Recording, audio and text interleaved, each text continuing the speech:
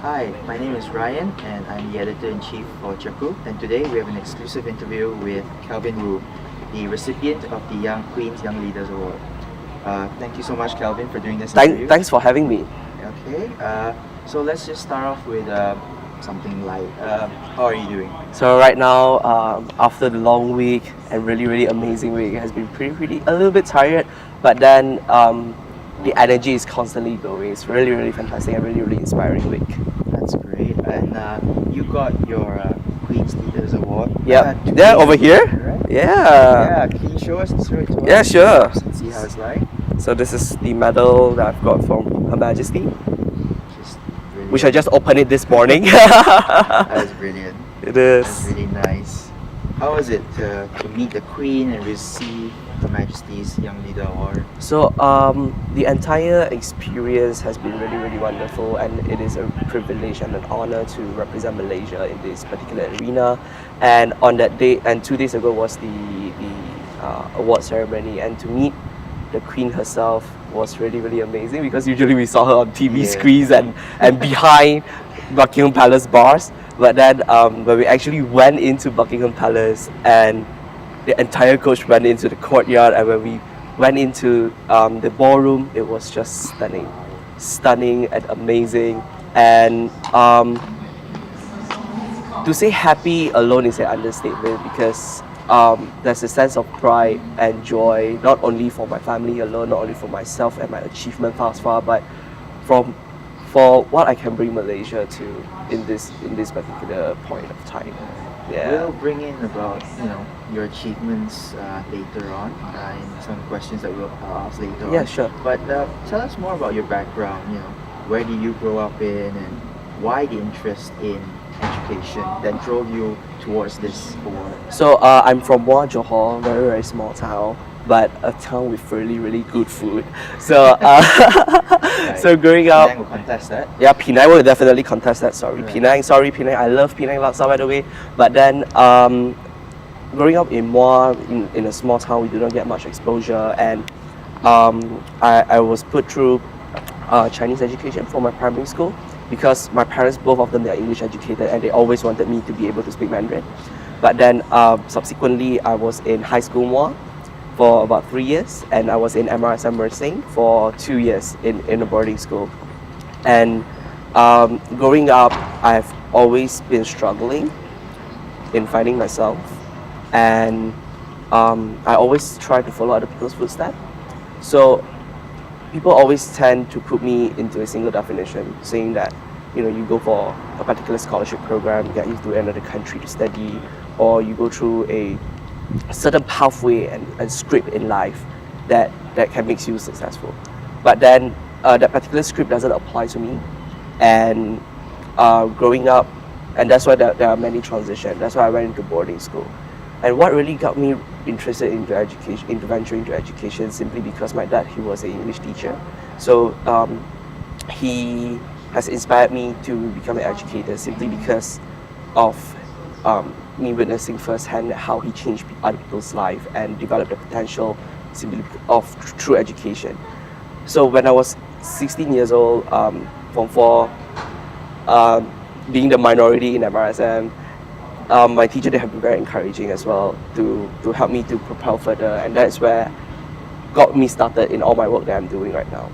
Right. So you were previously head of programs at SASTRA, Yep. Education Development. Yep. And then now you're with NexGen. Right? You co-founded NexGen. Yeah. Social enterprise for talent development. So Yep. perhaps you can explain what SASTRA and NexGen does, and how's it been going so far? So previously when I was in social education, it has been a very fulfilling experience, because having to work, being the head of programs, having to work with underprivileged kids aged 15 to 17, and to see them develop the potential, it has been very satisfying.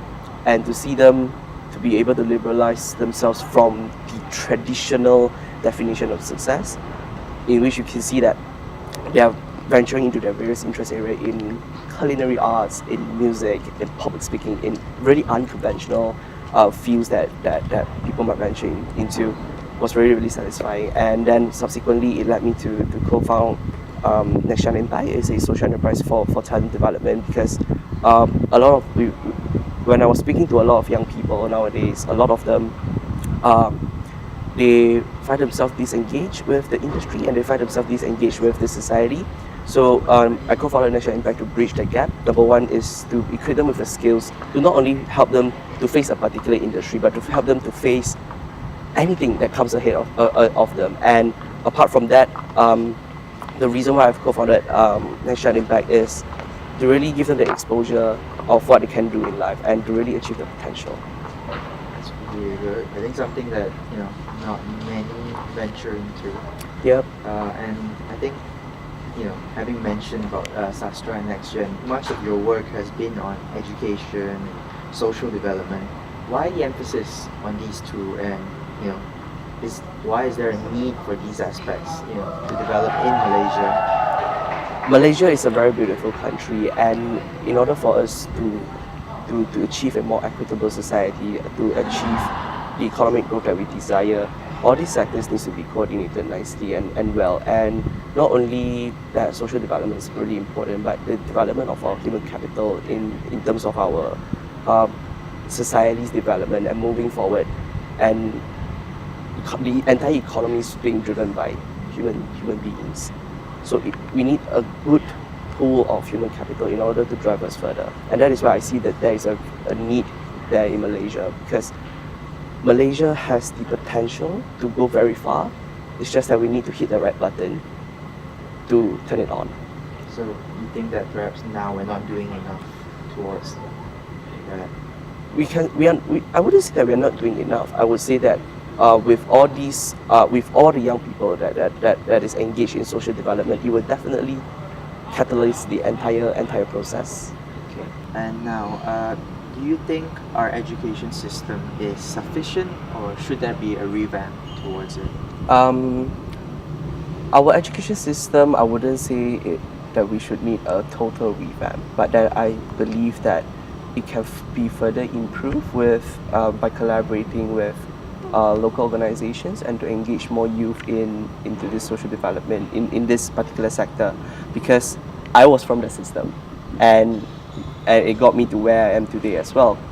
I was not put into any foreign education or whatever, but then it's the matter of how we can create more of these opportunities to the young people in Malaysia, because nearly 50% of our population is youth. And how do we really develop this particular population that is going to drive our country in the future? So our education system definitely is okay, but then it can be further improved if we can collaborate with other sectors as well. I see. And what other sectors are you talking about? So say for example, like with the local NGOs and the local social enterprises who are tackling with these issues, who are working on the ground and reaching out to the people who are usually not reachable. So by all this collaboration and by this collective effort, I believe that it will definitely drive our education system better in the future.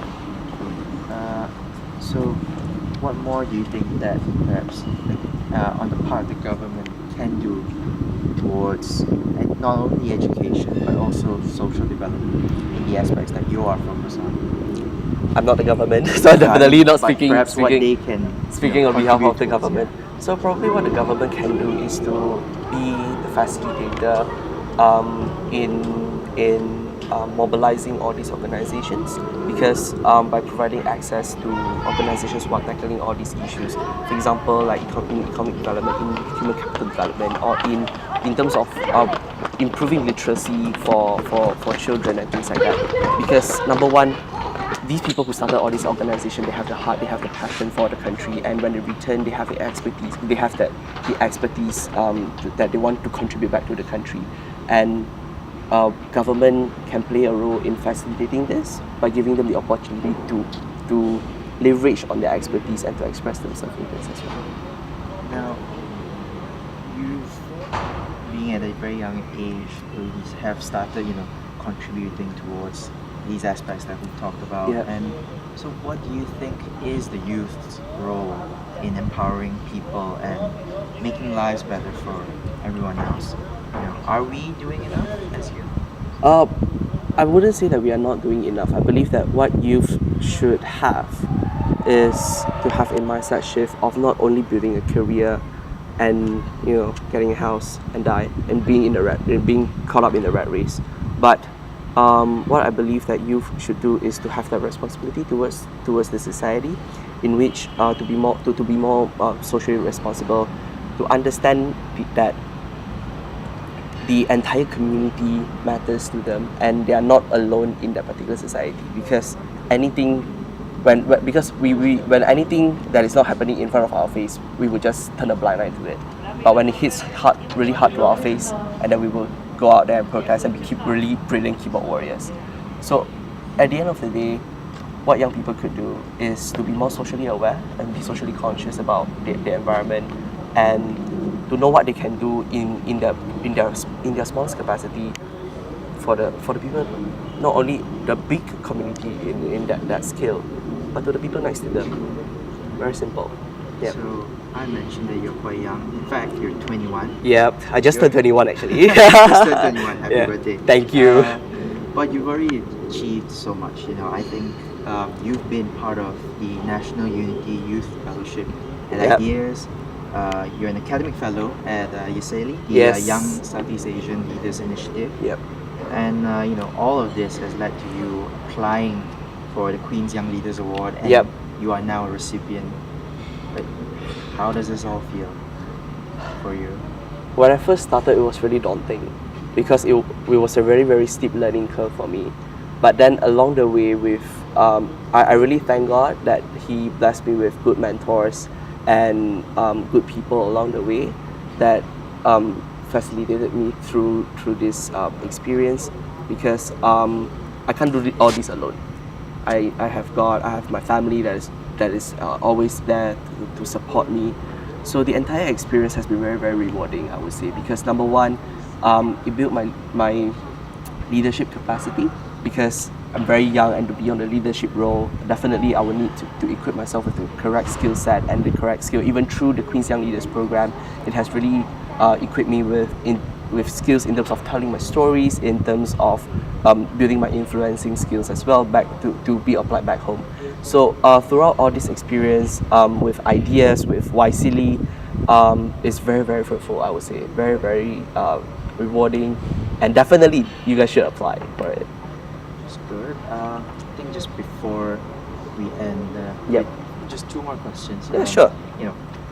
You've been to Buckingham Palace. Yes. And the Buckingham Palace must be amazing. It was stunning. It was. You have to tell us how was it like, being inside? What's there? Oh my god. So if I were to say in one sentence, it would be an understatement, because it has so much things in there. The paintings, the architecture is just beautiful.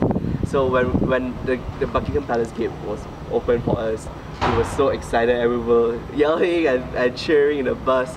And when we got in, we were simply awed by the architecture. So throughout the ceremony, some of the guests were there. Prince Harry, Dr. Jimmy Choo, Princess Beatrice, of course David Beckham was there. So we meet a lot of celebrities over there, and it was just amazing, because the entire ceremony is just to recognize the work that we are doing, and meeting Her Majesty herself was a really amazing experience, even though I only had that short minute with her.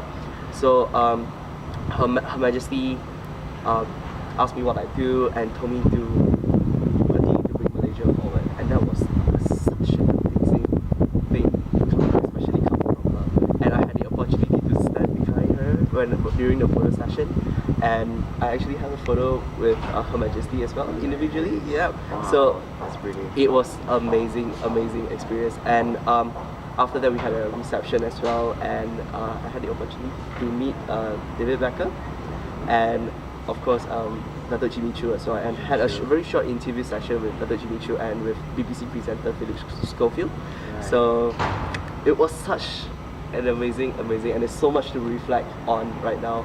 Even though I'm still digesting the fact that okay, I went to Buckingham Palace, I've met Dr. Jimmy Choo, I've met David Beckham, and I met Her Majesty. So a lot to take in. Yeah. And this is not your first head of state meeting. You've actually met another head of state. Yeah.